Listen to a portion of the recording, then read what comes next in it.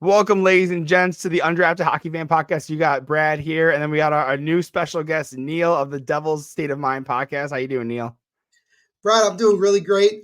Very nice to finally meet. Like you mentioned before we jumped on, nice to put a face to the podcast. Another fellow THPN member, and Absolutely. yeah, I'm just excited to be here.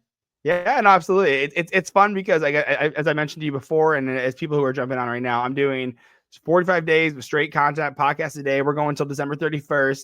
So I appreciate you jumping on. Like I said, and I haven't talked to a Devils fan, so I'm excited to ask the questions, and I hope you can answer, because we're conference siblings, right? But again, we see the Devils, 2-3 times a year.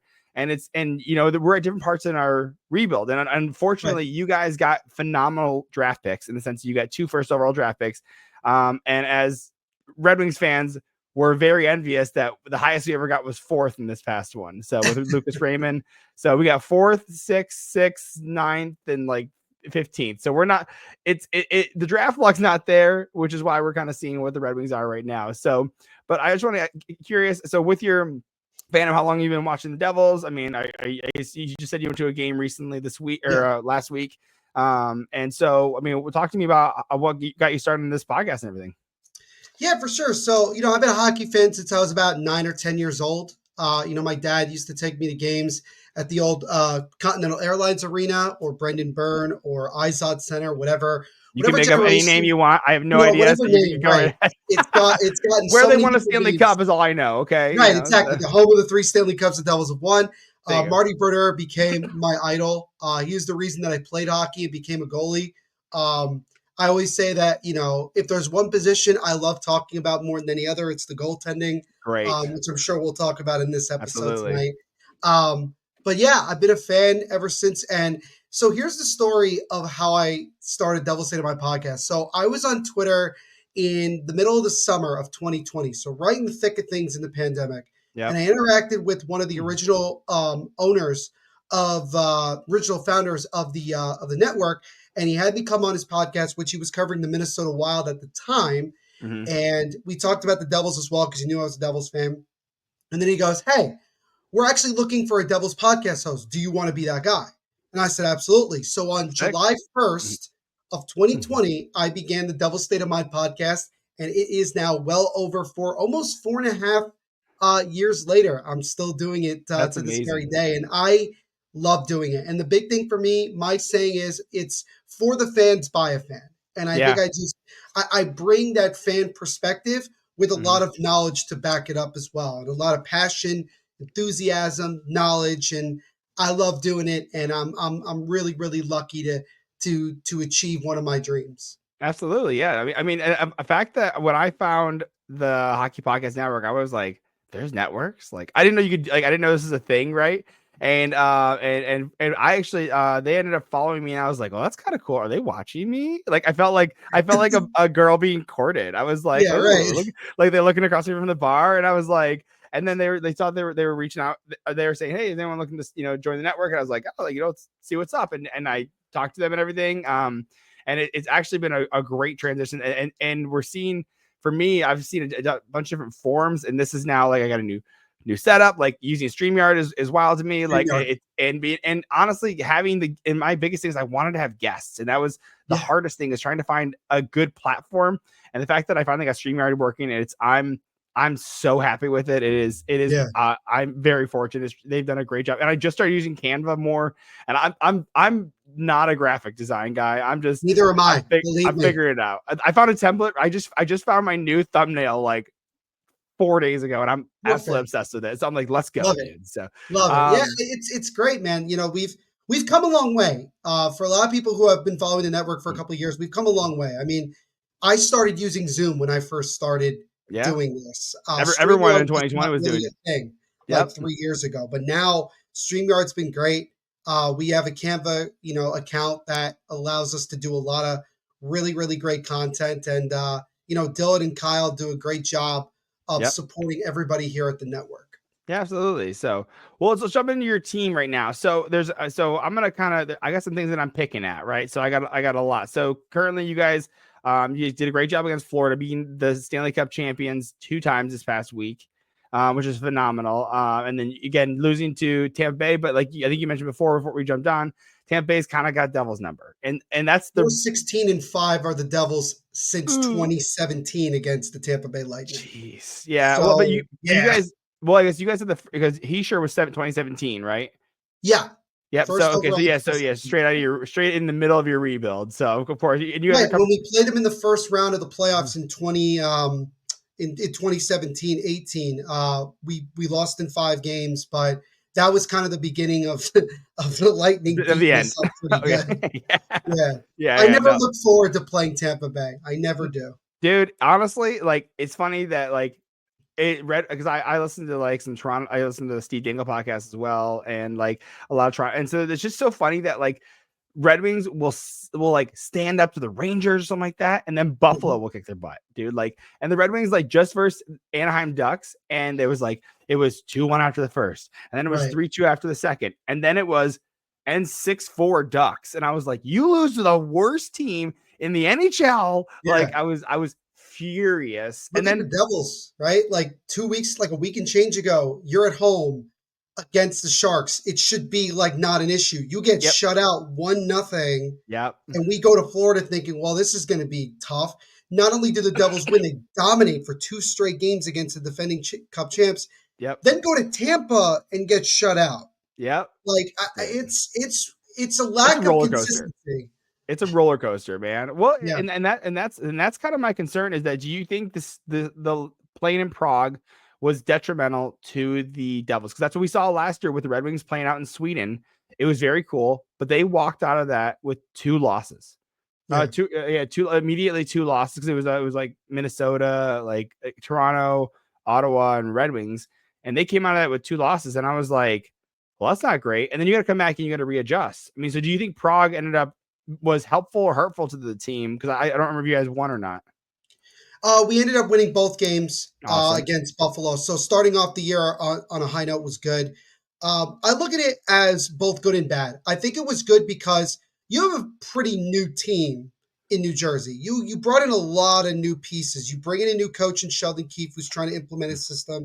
You Yep. bring in guys like Paul Cotter, Stephen Nason, Brendan Dillon, Brett Pesce, and granted, Pesce and Luke Hughes were out for the first month more or Yep. less. Like they haven't even played 10 games yet this year alone. And then you have Jacob Markstrom as well as a new guy. So it was good for them in terms of chemistry and getting to know one another. But Sheldon Keefe has brought this up a couple of times this season. They really haven't had a lot of time to practice. They've Mm-hmm. had a lot of time. They've been playing a lot of games, over 20 games already. They're already a quarter of the way done with the season. Yeah. And it's the middle of November for them. Mm-hmm. So the fact that they get to be off until Thursday is good because it gives them they've had back-to-back rest days. They'll practice tomorrow, they'll Mm-hmm. practice Wednesday, and then they'll get ready for Thursday's game.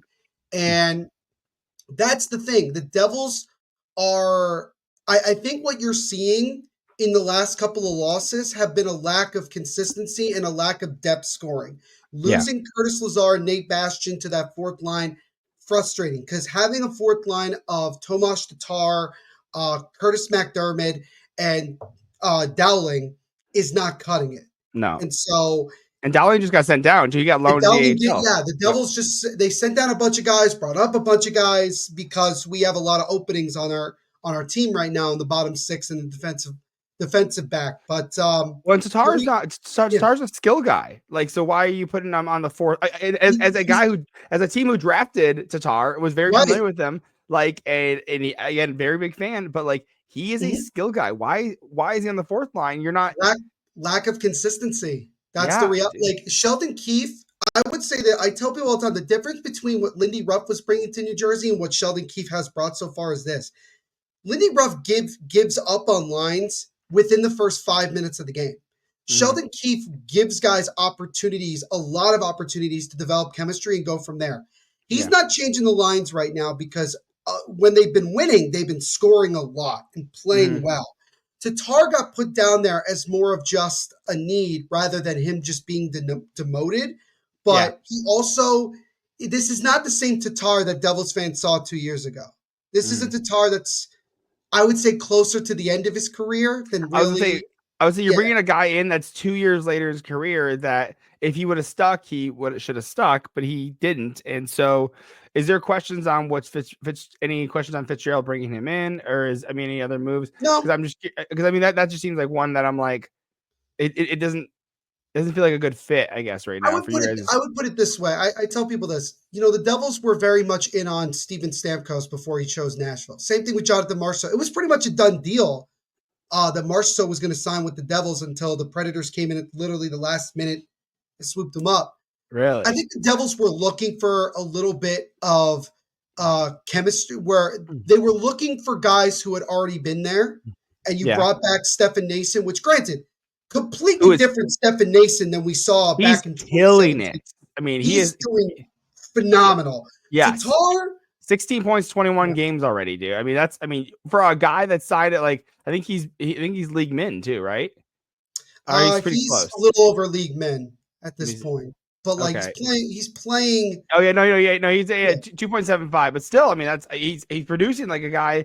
2.75 for a guy that's putting three points every 4 games is phenomenal. he's playing on our top line right now. That shows you Which how much faith that Sheldon Keefe has in Nason right which now. is crazy to me because I like it blows me away because I'm looking at your guys' lineup right now. I got the lines pulled up and everything, and you're like Stephen Nason. Like, why isn't Jesper Bratt up there? Like, why isn't Mercer playing the second line? And the fact that it's working, I'm happy. Like, hey, if it works, that's all that matters. If it ain't broke, don't fix it. That's the That's way it.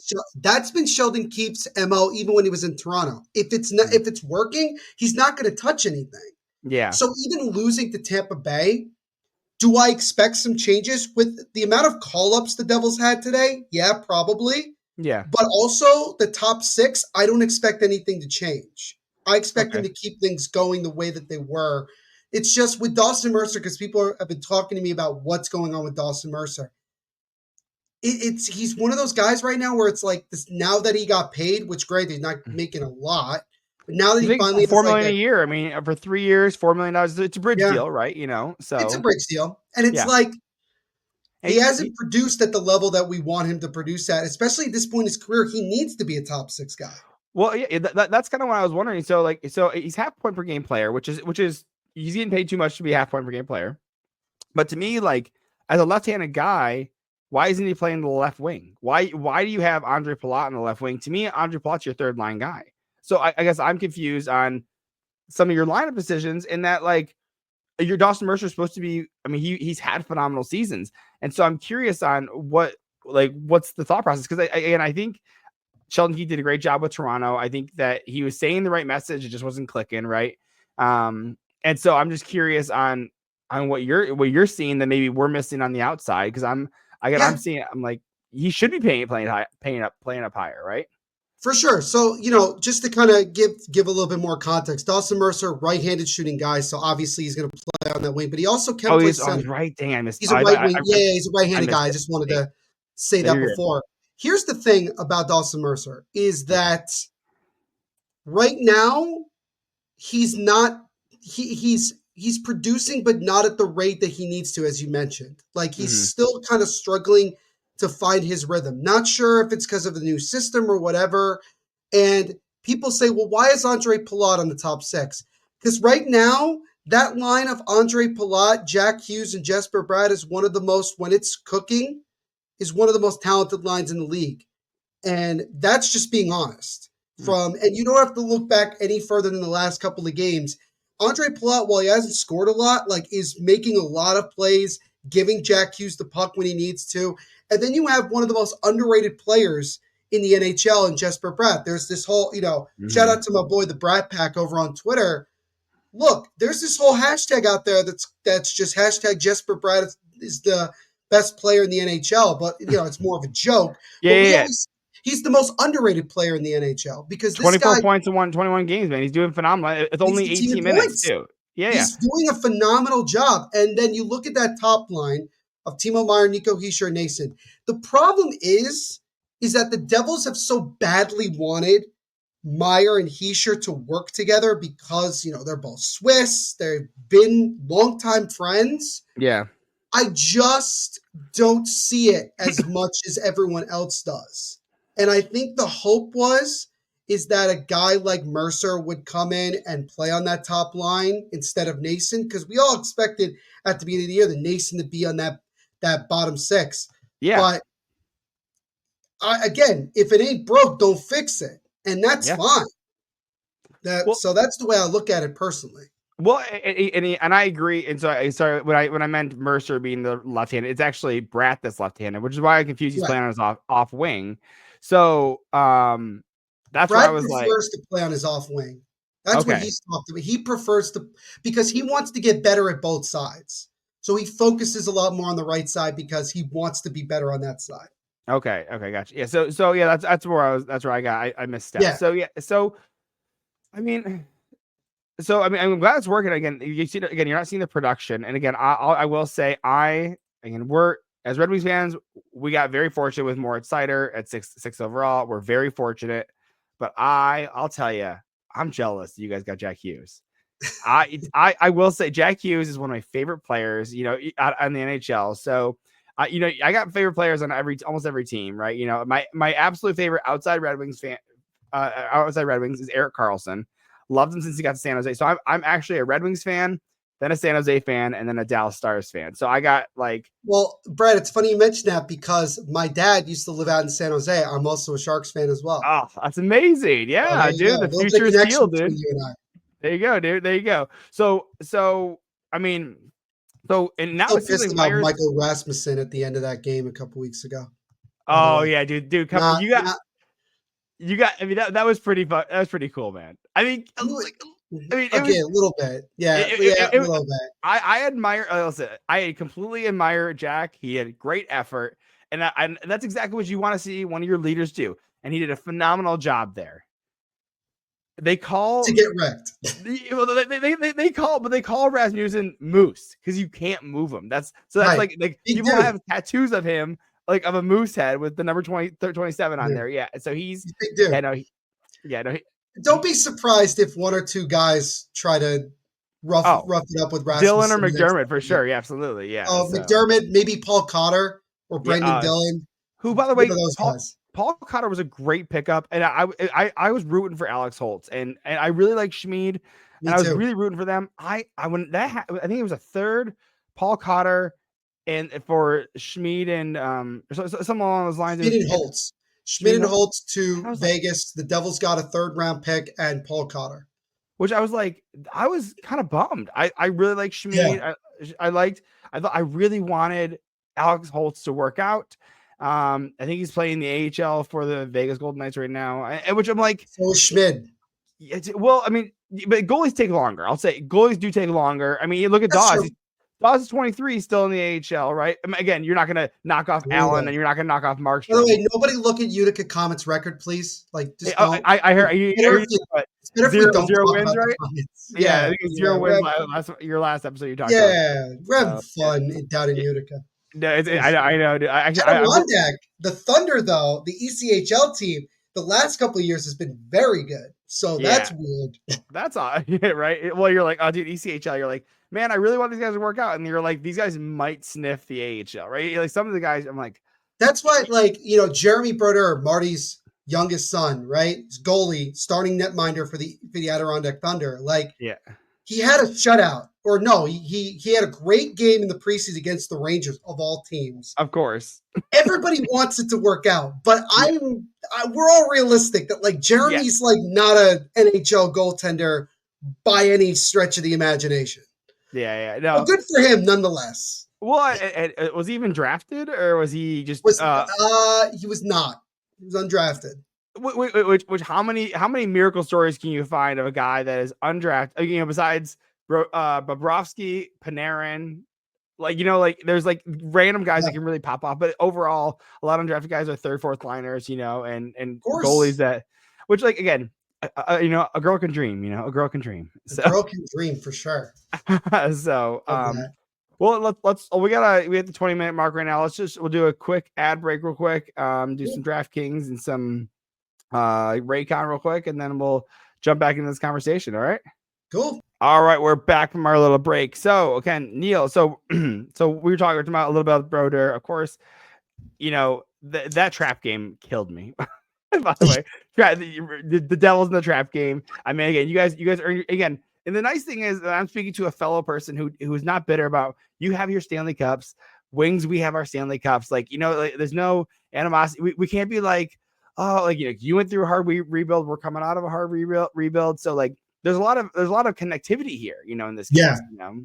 Again, for sure. Yeah, it's the Red Wings and Devils have a lot of connections. I think when you think about players, you think about the history again. 95, the Cup final stands out the most in terms of that. And I think it's so interesting that final because a lot of people predicted a sweep, but for the Red Wings because the Devils were coming in, being the team that they play a trap game. They have this, these young guys, like how good can they be? Yeah. And the Devils went in and dominated. I mean, they really shocked everybody to win their first Stanley Cup. And from that moment on, the Devils and Red Wings have always had, I think, a mutual respect amongst each other in terms of franchise. Lou Lamoriello had a great relationship with a lot of different guys. Everyone in the league, he's been around for so long. Let's be honest. I know that's true. That's true. He's true. around. He's still one of those GM. guys that I think needs to go. I think it's time to go to the rocking chair. Well, and that's kind of one of those things. Like, there needs to be some new minds in hockey. And Lou Lamoriello, great guy, but what is happening with the Islanders, dude? I mean, I don't know. He still thinks it's the 90s.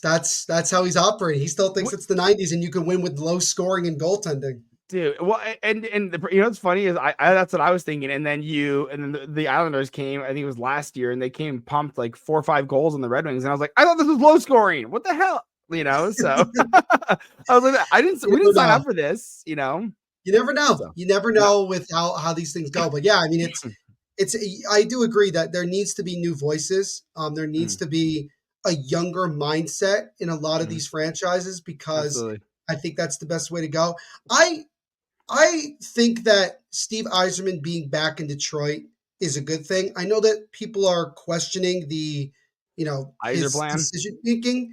The Jake Wallman move was strange. Buddy. Oh, it is the most fucking worst thing. By the way, you can swear on this, by the way. Okay, I curse on mine. I know you're good. You're good. YouTube is like first 5 minutes, but like I usually say it for if you're 26 minutes in, you're getting raw. No one's gonna notice. Yeah, buddy, dude, I'm furious. Everyone is. And now furious. he's getting healthy scratched. He's getting healthy. So San Jose. So the thought process is there's an attitude issue. And so what ended up happening is that like his play started to go down. So they dropped him down. He was playing first line with Mo Seider, and he's not a first line guy.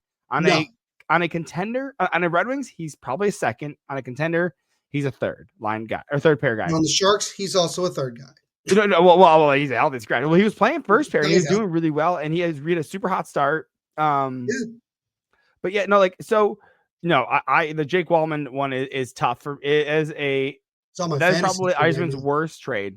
I mean, because you could have gotten something for it. The problem is, so when you, so the idea is around this. So this is how we rationalize it. So Red Wings fans, and this is that when Red Wings picked up Mark Stahl from the New York Rangers, it was a 1-year contract for future considerations. It was 1-year contract for $5 million a year, and he came with a second round pick. Right. And so when that happens, you got to think about the play of Jake Wallman, $3.4 million per year for 2 years. So a $6.4 million contract, sending out a second round pick. Value wise, it actually makes sense. The problem is I think there was talks that some GMs would take him. There supposedly on Twitter we read that someone would have paid for him. I'm curious if I don't know. I don't know. Again, it's a little skeptical. Again, everyone hates the Jake Wallman trade. Now, I will say the one thing that is kind of nice that's coming out of it is what they ended up doing is they traded Andrew Gibson. So Red Wings are flushed with defensemen. So they trade out Andrew Gibson for a second round pick and Jesse Kiskinen, who was on their draft list. He was in the 3rd round. Nashville picked him up. And then basically they sent out Wallman with that second. So basically you're offloading a contract and you're trading prospects basically. Right. And Jesse Kiskinen is killing it in the Finnish league. He's been like a top 10 scorer in there, which is phenomenal for a guy who's like 19. So that is one exciting aspect of it. And also looking at the Red Wings roster, the problem is you look at the defense core, you have Simon Edvinsson and Moritz Seider, phenomenal first pair, phenomenal. Edvinsson is exceeding expectations. I so badly wanted him in Yeah. that draft class. Who'd you guys take that draft? That was what 20. Help me So out here. 20 would have been 2020. That was 2020. That was Alexander Holtz at 6. Oh, okay, yeah. Yeah. So, and well, look, yeah, now. Yeah, right. Yeah. No, and honestly, a lot of people thought that he overcooked in the NHL or in the AHL, and because he's actually he's not considered a rookie this year because he's played so many games last year. Right. And so he had his nine games the year before that, and so he's actually not considered a rookie, which I think he would actually. But it is his first full year in the NHL, and he's playing very well. Right. He's playing penalty kill 1. Or penalty kill 2, which is great to see of a rookie. And he's putting up 21, 22 minutes a night as a first year defenseman, which is very good to see. The problem is if you look at the Red Wings lineup now, you basically have 7 third pair guys. So you have Sherratt is, I mean, he's not the guy he used to be. He's a fringe second. They're trying to put him on the first pair because Evanson's been hurt last game. They're trying to make it work, and they're trying to make fetch happen, and it's not happening. You have Sherratt is fringe second pair. Petrie is a third pair guy. He's old at this point. You have Albert Johansson, who is a first year. He's an AHLer, but he's a defenseman, third pair guy. They got Justin Hall. I mean, if you listen to any Toronto media, he's a scapegoat. And by the way, I will say he got waived earlier this year, and he has been playing much better. Still third pair, but he is a serviceable defenseman. And then lastly, they signed Eric Gustafsson, who was supposed to be their Shane Gostisbehere replacement. Still an offensive defenseman. And Gustafsson has not been working out in the least bit. I think he's got very little points. I'll pull it up real quick, but he's got such little points, and it's very frustrating as a Red Wings fan because you're like, oh, Shane Gostisbehere, who put up like 60 points last year, you're like, oh, we'll get us a good swap here. Eric Gustafsson has 2 points in 9 games, and the Red Wings have played 17 games. So you're scratching a guy who, by the way, it's not signed just this year. He's signed next year too. So you're scratching a guy and you're making these statements. And this is where I think, I mean, let me get your perspective on what you're seeing of the Red Wings, because in my opinion, we're kind of running out of bullets. And I think head coach Derek Lalonde is on the hot seat at this point. I don't know if you. I would agree with that. I would agree with that. You look at where the Red Wings are right now in the standings. They're literally 1 point ahead of both Columbus and Montreal for dead last in the Eastern Conference. This is not going well for the Red Wings, to put it bluntly, and a minus 13 goal differential, which is the third worst in the Eastern Conference as well. I mean, they're on a 2-game losing streak going into tonight's game later tonight against the San Jose Sharks, who the Sharks have been playing really well of late over the last couple of weeks. So this is not an easy matchup going in. And also, there's a possibility that Yaroslav Askarov might get the start tonight for the Sharks since he just got called up. I posted that because I said I'm a huge Askarov fan too. I was a fan of him when he was with Nashville. By the way, it was a great trade. I thought Barry Trotz did a good job. I guess I'm not surprised that he had to trade him, by the way, but because when you sign Saros to an 8-year deal, the other goalie's like, what the fuck, dude? What are you doing? Yeah, exactly. I think if Saros had gotten traded, if there was a deal in place, Askarov would still be in Nashville right now. Totally. But you're betting on a guy who hasn't been proven in the NHL yet, or a top 5 goalie, top 7, a minimum top 7, potentially top 5 goalie in the league. The only under 6 foot goal, I think he's like 5'11", or maybe he's just pretty small, but he plays big in the net, which is really weird. He's so athletic, dude. So very athletic. Which is great. But I think, so that's why I'm like, I'm so frustrated. So again, the Red Wings lost to, so they beat Pittsburgh, but they lost. So they're going to California. So they played. So today's Monday. They played Friday against the Ducks, lost. They're like, oh, that should have been easy, 2 points. Then you play Right. back to back against LA. You're like, well, that's probably a loss because it's travel back to back, and LA is a good team. Mm-hmm. And then now, but now you've lost 2 of your games going to California, and now you're versing the Sharks. You're going to be in your head a little bit. So I have not been on the fire alone train. But I said if they lose to San Jose tonight, I'm getting there. So just to give you an idea of what I don't know what happened with Lindy and what was the change that made Lindy leave. Like what was it? Well, he got fired. Let's clarify. He was fired Okay. with about 20 games to go in the season, and it was after a shootout loss to the Anaheim Ducks. The Devils were on a road trip, West Coast They're road bad. trip. They're bad too. Then Right, and yeah. and it was a bad loss. Yeah. After having a 2-goal lead, and that was it. I mean, it was clear that Fitzgerald needed to make a change, and he was hoping that maybe letting Lindy go would maybe spark something. But that team wasn't making the playoffs, and if they No. did make the playoffs, they would have been an early exit. It wouldn't Yeah. have been. They wouldn't have been in it long. Yeah. But yeah, Lindy Ruff was fired with about 20-ish games to go in last season, and it ended with a bad West Coast road trip, which is now Okay. ironic considering you're talking about Yeah. Lalonde and the Red Wings are on a West Coast road trip. Well, it's kind of like you got to yell salvage the season, and you have to do like at Thanksgiving. Like I think it was if you're in the playoffs, 75% of teams that are in the playoffs like make it in a playoff spot are making it. Like so, and you're not even close to it. And so, and there's a couple. So there's if you ever listen to the Wing Wheel podcast with Love those guys. They did a phenomenal job. So Brad Crisco talked about it, and there's a couple of bullets that you have when you're looking to shake up a team, right? You can waive a guy. They waived Justin Hall and Huso. He's gone.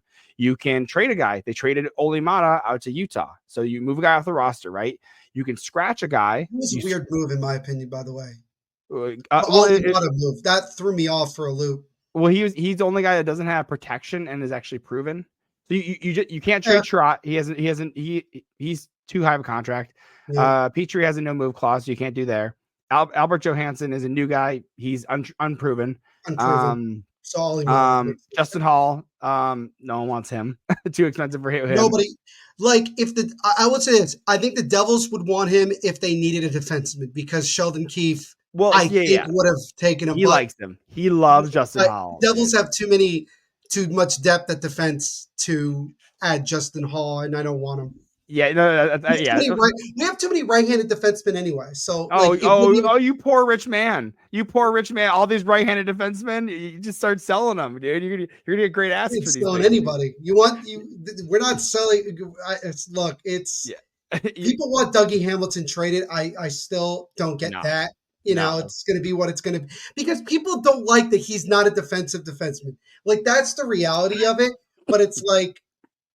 You didn't pay him to be a defensive defenseman. No. Quite frankly. You didn't. No. Well, I think they're just mad that he was gone so much last year, which he was injured. Yeah, but then people are complaining about him now. After 16 points, 21 games, right? We lose 3-0 to Tampa, and everybody wants Dougie Hamilton. Like they're blaming him specifically. And I'm like, yeah, it's his fault that we also didn't score a single goal against Vasilevsky, right? It's totally his fault. Yeah, sure. No. He's got 15 points in his last 10 games, right? Yeah. No, he's doing just fine. So yeah, no, I think Twitter is a really, really bad place to be after a loss. Very bad. Dude. So I don't know. You ever joined in on the Red Wings Ottawa, dude? It is bad. There's a lot of heat coming across, dude. Ottawa, Red Wings. Such a weird battle. Right. Are you on BlueSky yet? Oh yeah, I already got 500 followers on BlueSky. Dude, good for you, man. Dude, I just started. I just opened BlueSky, BlueSky guys, telling you, check it out. It's gonna pop. Yeah, it's going to pop. I think it's already starting, dude. Teams in the NHL that are on BlueSky: Ottawa, Washington. I thought there was only one. I only saw Seattle. That's all I Seattle. saw. There's 4. Yep, there's 4. Dude, well, So that's what I'm saying, dude. I think it's happening. I mean, I'm so much happier on Blue Sky already. Like I just it's everybody's just so nice on Blue Sky, even after a yeah, loss. Everyone's like, yeah, "Oh, it's dude. fine, we're good." Yeah, dude. And then you get to everybody's like wanting to just kill each other. Yeah, I live tweeted. I was live tweeting LA Kings, and I like gained like 20 Oh, followers in like a day. I was like, hell yeah, dude. You know, so especially for like I'm how getting new. followers as we speak right now. Good for you. Uh, Good for you. I You have know, like 50 notifications that I haven't gotten to yet because Blue Sky is just like, let's see, I'm at 355 right now. that's awesome, man. Oh yeah, yeah. You Here's know, my I in case anybody's here on YouTube. This is my Blue Sky. send it over. Put it in the chat, and Yeah, we'll put it in I'll the send it over to you. Yeah, We'll connect we'll put it in the show notes or the for description sure. and everything. But yeah, so like again, you scratch and then the last thing you can do is you scratch again. The last person you could have traded was Gustafson, but you just signed him and he's got a You just year signed left. him. So Olimata he was on an expiring deal. So and Fair enough. they lost Marino and who was the other guy? So Utah lost Marino and who? Yeah, I forgot the other guy off the top of my head that they Sean lost. Dursey. Sean Dursey. Yeah, Sean Dursey. So yeah, so they That's a bad one because Dursey had a really good year last year yeah, in Arizona, and now he's dude, out. So he played well. He Leafs traded too early on him. He played well with the LA Kings, but there's too many guys, too many defensemen. yeah, He now played he's well with in. Arizona, and dude, like it's just a bummer, dude. He's loving life there, so which is great. So Yeah, which is I awesome. never I'm thought happy that for him. someone say I love living in Utah. I do. I mean, it's better than playing out of a college arena.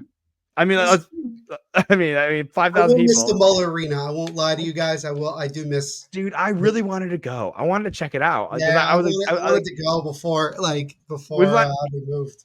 yeah, no, I think that would have been like a really cool trip. And I was like, oh, Yeah, but I thought they were gonna be there for longer than just a year. So I was like, oh, maybe they'll play. And I was like, okay, well, never I'm mind. surprised they So got through a year. I'm yeah, shocked they got through a year. yeah, that's fair, that's fair. So, but I'm Coyotes will be excited. back, guys. Give it like between 10 and 11 years. They'll be back.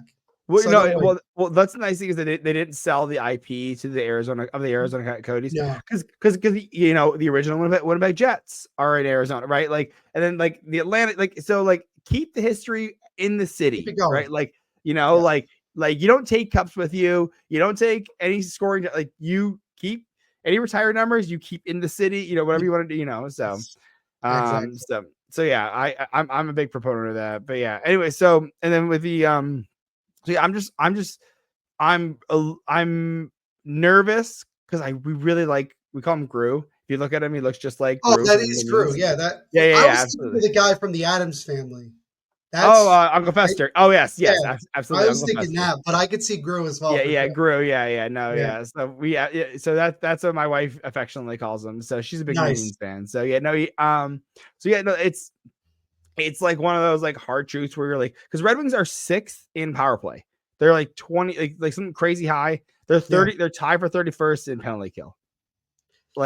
I'm like, not ideal. dude, like, and Yeah, it's like, what are you doing? You know? yeah. So I just, and again, there is, so outside perspective, what are you picking up of the Eisman plan? Like, what are you seeing? Like, because there's, Yeah. so I go ahead and then I got some justifications and I got I something I can say. It's definitely different than what you saw in Tampa Bay because we were talking about like getting like high draft picks and things like that. The Red Wings like have gotten you mentioned like four. They haven't gotten the first overall pick, and I think not getting like a guy you could really fully build around Yep. like from the start. I think is probably what's hurting them a little bit, and that's Mm. not necessarily a knock on Iserman. I just think it's different than what it was in Tampa Bay. Well So right now, He had Hedman and Stamkos to start right, before he to came in. start. So that's a good start. He comes to Detroit. It's different. It's just Yeah. different. Didn't have as much start, but like I still think that he's going in the right direction. I think also he just needs a couple of things to go his way. Just a Mm. couple of bounces, maybe the luck of if the Red Wings finish towards the bottom of the NHL, maybe they get lucky in the draft lottery. Let's be Hagens or honest, guys. Like the NHL would love it if the Red Wings became really good again. oh, Like they would, they completely, would. yeah. An original So six team, one of the biggest markets, absolutely. right, in like one of the best names for a hockey arena out there. I mean, Yeah, like absolutely. I personally want that's on my bucket list. It's like Caesars You know, I want to go to Little Caesars personally, If you and come I want out, to go we'll on go. Thanksgiving We'll go to a because game together. Absolutely. Let me know. I want the gravy Zamboni ladle. So Oh, if any Red Wings fan, if you can like somehow get one for me, I will. Yeah, this, that's what yeah, I this, want. I dude. want She is, that. dude. She is good, dude. So my friend, they named their kid's middle name Calder. So, which I thought was like really cool. And Sick. because our friends, her husband's dad was the first captain of the Grand Rapids Griffins. Wow. So yeah. So this is the Talk about a throwback beyond that. Yeah, I know that's that. When they she's first good, dude. showed that last year, it was like that is one of the best giveaways I've Yeah, ever seen at a sporting dude. event. They're doing it Doing it next again, right? Saturday. Yeah, they're doing it again. Absolutely, Are dude. they It's a playing huge hit. on Thanksgiving this year? If I'm not No, no, mistaken, no, no. They're playing the 29th, I think it is. they're playing the 23rd, the 25th against the Islanders. I think it's the 27th as 29th. It's well. that Friday. I'm pretty sure. It might be 29th, Black Friday. 29th, Yeah, 29th. I'm telling you, dude. Who are the Red Wings playing, Brad? The Devils. 3 o'clock game against the Devils. Dude, drive over. Right? There you go. There you go, dude. No, we got we're actually doing Thanksgiving on Friday, so I would Nice. absolutely go to it was we usually do my in-law or my family on Thursday. Yeah. They're all going to Texas for my brothers, and then we're doing my in-laws on Friday. So it's Nice. I'm doing just my girlfriend's friend's house in the upper mountains of New Jersey, and New Jersey I'm has debating if mountains. I want to watch the Giants game. I don't really want to. I That's have fair. no. It's Cooper Rush versus Tommy DeVito on Thanksgiving Day. Someone was I saw someone on Twitter goes, oh man, I can't wait to schedule my nap during that day, dude. Exactly. Which, But dude, yeah. I would say honestly, looking at it from the Red Wings perspective, they got to get on a roll like now. But Like it's got to start tonight. Like it has to. so do you think are Red Wings a threat? Like No, in general, no. In general, no. So why would they need to get hot? That's my opinion. Is that like your Well, so if this they're is trying to make like, what is the goal for the Red Wings at so this point? okay. So I'm gonna put my feet down now. Yeah, no, and We're this into is it, not a dude. knock on the Red Wings. Oh no no no no. This is coming from an outsider asking, what is the Uh, overall like? What is the mindset within the fan base right now? Everyone's pissed. They want playoffs. The irrationals, the people that aren't studiers of the game, like real Twitter people, are like, hey, we know it's not the year. Like we were close last year. We know it's not the year. If you're getting people that are actually like, I don't want to say true fans, but that know hockey, that know Yeah, contract. I'm a huge contracts guy. That's why I was naming off. Like I love contract. I love trades. I'm a huge fan of those. Like I'm like, what's Brad's the a right big fan value? of those underlying contract numbers. Oh, dude, I love it. I'm like, Go through the Daniel Jones contract and why they could buy him out after 2 years. yeah, well, I will say I'm new to football. I'm super new to Fair football. enough. Fair enough. I was when I was young, I was told not to be a Lions fan. They'll just break your heart. Okay, It okay, saved me a ton of heartbreak. And I'm that's fine. now like last like 2-3 years, my wife got super into the Lions, and I'm like, okay, I guess we're into the Lions now. And There's so another I professional football team that plays at Ford Field, the Michigan Panthers. dude, Right. if you heard about Jake Bates, have you heard about Oh him? yeah, Jake Bates, man, Dude, legend. literally, I follow the Michigan Panthers of the USFL, and USFL, yeah, they changed their name to official Jake Bates fan account. Like the right. whole, like I'm like that's awesome. They So tweet like they're the most active team in that spring league because literally Jake Bates yeah, every absolutely. week, who kills it So in fantasy for me, oh really? absolutely kills it. Like I haven't gotten into fantasy yet, so I'm still because the problem is as I'll know I know that I'll love it and I'll be obsessed and I will that's not how get I my fell job into done. it. I didn't do it for years, and I was like, I'm gonna do it, and I'm gonna get really into it. And I'm I'm gonna like, be I got so into it. really into it. It'll be unhealthy. I'm already going full blown on this podcast. I'm like, I can't get into fantasy too. So, You could get into our league next year, the network league. We did well, that this year. that I'll do it. I'll do it next There's year no then. So incentive. There's no incentive to it. it's just We just bragging do it rights. That's for all fun. it is. Good. So there you go. Yeah, for So sure. let's before I rant on the Red Wings and their and weather direction. Let's do one more ad break. We got one more. We got game time, and then we'll jump right into Believe me, I'll come. I'm gonna pop off. Don't you And worry. I have a really interesting question that might involve, maybe a trade down the road that I'm Oh, curious about. sign me up. Sign me up. All right, So I'm we'll take a quick curious. break. And we are back. And so we were talking about the Red Wings and everything, and talking about so what is happening. So again, if you're a in the know, not in the know again, but if you're more in the in depths, you recognize the Red Wings are not a playoff team. They had a Mm. great hot run last year, but they lost a ton of goals and a ton of points. You're losing guys like Shane Gostisbehere last year, who a lot of people said he should have signed him, but the rumor is that he wanted to go to a team that was closer to contending. So he didn't want to Fair. re-sign with the Red Wings because he realized it. You lose David Perron, who's got 20 points there. You lose Jake Wallman, who had 10 plus goals there.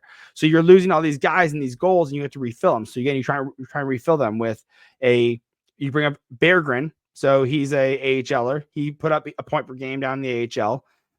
You bring in Gustafson, trying to fill that in.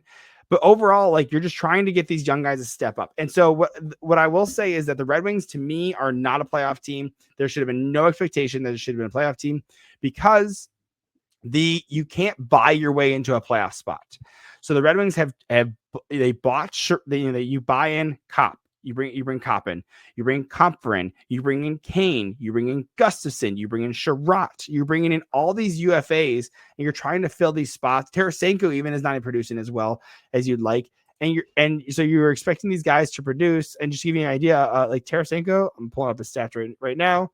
He has 6 points in 16 games. That's not a Oh, goal scorer that we signed up for. oh, And that's what I'm saying. Like, so if you look at everyone's like, look at the Yzer plan. And I think the problem is that Ken Holland, the Red Wings missed the playoffs in 2016. It was, by the way, I was born in 1990. They for my whole life, they were in the playoffs up until I was 26, which is mm, amazing. Very fortunate. And then Ken Holland tanks for 3 years, and you get Dylan Larkin, you get Michael Rasmussen, Evgeny Svechnikov, who brother of Svechnikov doesn't work out. right. Dennis Cholowski, who is up and down in the AHL with the Islanders right now. So Ken Holland leaves him, Rasmussen, a third, fourth line winger, grinder. By the way, who he picked 9th overall. You don't, Right. like, and you get Dylan Larkin, who was a good hit. So he was drafted 15th overall. He probably go. I think I looked at if he could probably go 6th now in that draft with the yearly Mhm. draft. So that was good. So you look at who Yzerman has actually drafted and brought onto this team. It is Raymond, great hit there. They picked Marco Casper in 2022, 9th overall. He's hit. He's a great third line center right now. He's looking phenomenal. Edvinsson, he's hit. Sider is hit. And that's really, and then Albert Johansson is a defensive defenseman in the second round. So you have 5 guys that Yzerman actually picked. So to say the Yzer plan has not worked, in my opinion, is a little premature because he just started drafting 2019, which Right. sounds it feels like a long time ago because it's 5 years. But Hmm. I mean, we talk about these guys that need time to develop. Not Yeah. everyone's going to be that guy unless you get a first overall like Celebrini. I mean, even Jack Hughes struggled that first year that he was here in the NHL. Like, It's true for the first couple of years. and then he pops off and gets like Then he almost popped 100 off. points. Did he hit 100 or is he 99? 99 2 years ago. Yeah, He's one yeah, point dude. away. Yep. Same with Yep. Marner, dude. He hit 99 the other year, and I was like, oh, Yeah. dude, there's something about hitting the 100, And so, It sucks when like you're one away. You're like yeah, one away and you're like, and then you go back to games where it's like, oh, I should have scored here yeah, or yeah. whatever. You Like could have. things are How'd you not changing. get a secondary assist somewhere, dude? Right. Like, Empty net goal again, yeah. it would have been great. Yeah, right. And then so you look at like he signs Alex Lyon as which was a great pickup, by the way. Like 900 grand for Alex Really Lyon, underrated dude. goaltender, I might add. 900 Um, grand, dude, for 2 yeah. years, dude. Like I'm like, sign me That's up, like dude. Dustin Wolf level, like Yeah, good job, like yeah, goaltending wise. yeah. Well, yeah. So well, and so he's playing really well. Talbot's playing really well as well. That was a great pickup. Really happy. But again, Why is that working? Dude, I don't know, dude. He The is guy on is not fire. working. Like, I didn't expect that. I'm okay with it, dude. I'm not complaining, dude. Why wouldn't you be? Yeah, Yeah. no. He's on the only savior right now. Like, because Alex Lyon is so we saw last year that Alex Lyon after about 40 games, he falls off hard. And he's not a starter back. He's not a starter. He's a 1B backup goalie. So you Right. get him to play 35 games. You get Husso and Talbot fight for that. Well, Husso doesn't work out. Talbot can and has been a starter his whole career. So you have a good tandem that you can play Talbot and you can play Lyon, Sure. and it's working out really well. But again, so to me, I feel like I'm the clear-headed one that I'm like, they're not a playoff team. Like, it's like, I don't, and Eisman talks about this too. And he still says, he's like, yeah, well, we're still coming out of the rebuild. He says it, and I'm like, yeah, because they haven't, like, nothing's hit yet. We're at that, like, we're waiting for the ramp. Everyone's thinking that we hit it because we hit this part because we tied with Washington, and it was great. But the problem is it was 91 points. Making the playoffs with 91 points is like not good enough anymore. Like some of these heavy. I mean, look at Devils are on 104 track, right? Like Rangers on 114 point track. Like Carolina's on 125. Like those aren't going to be pan out that way, but like there's heavy hitters in the Eastern Conference. And you look at the Atlantic Division, you have the top four. You have Florida, Tampa, Toronto, Boston. And Boston's kind of tanking a little bit. You know, they're starting to hit pretty hard. Yeah. But those four are heavy hitters that have been consistently in the playoffs. And then you're the same people that, of course, that are coming out of the playoffs are Ottawa and Buffalo. By the way, Buffalo getting a phenomenal, again, talking about drafting. Again, I'll bitch about drafting all day, dude. You get Owen Power and you get Darlene, like two first overall draft picks, which is phenomenal, right? Then you get, again, Tim Stützle as he's second or he's third overall. Should have gone second. Probably should have gone first in 2020. But like you have these great draft picks. I mean, Sanderson. Jake Sanderson. Yep. Jake Sanderson. I was at Josh Anderson. I was thinking of Montreal. That's why I said. God. Don't mention Josh Anderson and Devils like Twitter. Like, don't talk about the amount of Josh Anderson to the Devils rumors over the past 3.5 years is not even funny. Really? Anymore. Yeah. Ask any Habs fan. They would love nothing more than to offload Josh Anderson's contract to New Jersey. Of course. For like Shimon Nemec. Like, yeah, we're definitely going to do that. Yeah, no, absolutely definitely give you that. Dude, what's happened with Nemec? So what he's that's a good question. I'm sophomore slump. Put it bluntly. No, like here's the thing about it. Like, okay, people are gonna think that I'm gonna sound like a jerk, but this is a controversial thing. Luke Hughes should be playing in the AHL right now. He shouldn't be up in the NHL right now. Is he not good enough to play in the NHL? He makes too many mistakes defensively. He's not reliable enough on the back end, in my opinion. Okay.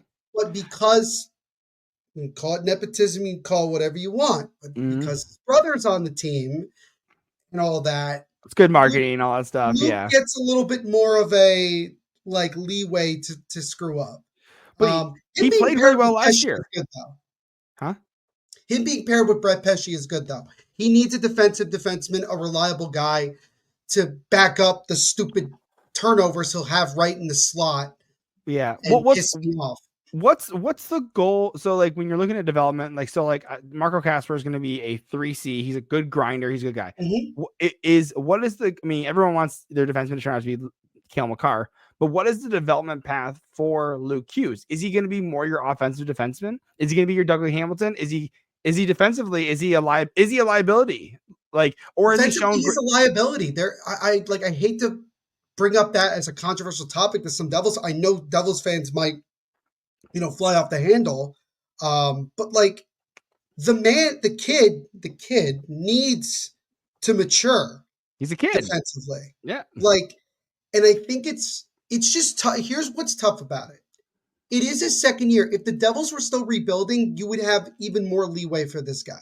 Yeah. But this is a team that's trying to make a deep run in the playoffs. Asking him to step up defensively. And right now, I will say the last couple of games he's been better. Sheldon Keefe has praised him. But he also makes a lot of mistakes. Yeah. That sometimes cost him. Luckily, he has Markstrom back there who has bailed him out several times this year from from huge disasters. But the development for me is that he is going to always be way more of an offensive defenseman. It's Yeah. just what he is. And he's a big body kid. He's 6'3". He's the biggest of the three Hughes brothers. A lot of people say when his game matures, he's going to be the best of the three, Yep. which is kind of weird to compare them all three because you have two defensemen and a forward. Yeah. Um, I but think Jack or Quinn said that like Luke was the best of the three of them. Quinn said that Which Luke was the yeah. best of the three. Yeah. Which could also be just him hyping up his brother, just trying to Yes. help him out. Also, I mean, also like when you have a dynamic guy, offensive defenseman like Quinn Hughes, and you have an offensive guy like center like Jack Hughes, like Jack. I mean, he's not going to be a defensive defenseman. That's for sure. No, That's he's for not. sure, And right? You know. yeah, and that's why he'll. That's why I think it would be very bad if you ever paired him with Dougie Hamilton, Oh, because you have two absolutely. offensive defensemen that are not going to do their job on the back end that well. Well, Like that's if why you you put him on PP too, right? You know, like you you're put not him on gonna. power play, you put him on power play too, and you pair him with a guy like Brett Pesci, it works. With Shimon Nemec, here's where we're at with it. The Devils, some of the acquisitions they've made have worked out a lot better than I think people thought. Like getting Jonathan Kovacevic worked out a lot more than Dude, any of us would have expected. absolutely, he's I phenomenal. knew nothing. I'll be truth be told, I knew nothing about him when the Devils got him. I knew nothing. I had no idea who this guy was. Didn't know him, but Yeah, he has been great back there. so Been good. great. Brett Pesci, he's getting there again. Less than 10 games, but he's been good. He's done He's also exactly what we asked him to. he's So where defensive. does Nemec go? Yeah, You have a right shooting. Where does Nemec go at that point? yeah. No, I yeah. They're trying to do what they did not do with Alexander Holtz. They're trying to not have him sitting in the stands on Mm-hmm. this team doing nothing. Yep. Instead, go down to the AHL and just keep getting better. That was If the problem with Alexander Holtz. They let him sit in the stands with this team for 20 plus games, not playing, and Jeez. then they sent him down. Like it killed his confidence. Yeah, yeah. So Well, and I that's the mean, problem. do you? So I know they just fired the Utica Comets just fired their coach right recently, Kevin Dineen, and yep. yep. And so and do you think Utica is the best environment for him, anyways? Because you're looking Um, at, I mean, you're looking about yeah, confidence, talking about like you well, want guys to thrive, but he yeah, could step up, right? You know, but because he's played well down there. Like if you look at individually, he's played well. Seamus Casey, same thing. Seamus Casey's been tearing up the AHL dude, he's since he's gotten down there. jealous, dude. But like one of those two may have to go. Like that's a scary thing to think about. Yeah. Maybe one of those two guys isn't there long term. So you're talking about It's just trade, hard to right? find out whom. You're talking about a trade earlier, right? Is that one of What? them you're looking to trade? No, well, actually, it involved the Devils are looking for. It's too early to make a deal, in my opinion, with anybody because again, teams are not thinking about it. But I've made this argument. I've written articles about it. People hate me for it. But what is That's the best opinion. availability of Patrick Kane? If Just like they out of curiosity, what is his availability? so he has a full no move clause. Of course he So does. he of Oh course. my I mean, god, this guy never wants to. Oh, this guy never. Okay, yeah. So he has a full no move clause. Are you using Puckpedia at all, or do you? I do. Yeah, I use Okay, Puckpedia a lot. Yep, dude, I'm obsessed with Puckpedia, dude. I mean, I Puckpedia talk is about it all great. the time. And so he has a full no move clause or no trade clause, and so On a 1 year deal. it's a $4 million base and up to $6.5 million in bonus, or up $2.5 million in bonuses. So Okay. performance bonuses. So that's kind of the question about Lalone, though, right? Like if you fire him before Thanksgiving, you have a chance to come back, right? That's the idea, Right. is that like you got to do it before Thanksgiving. Like you You have to make have a to. decision.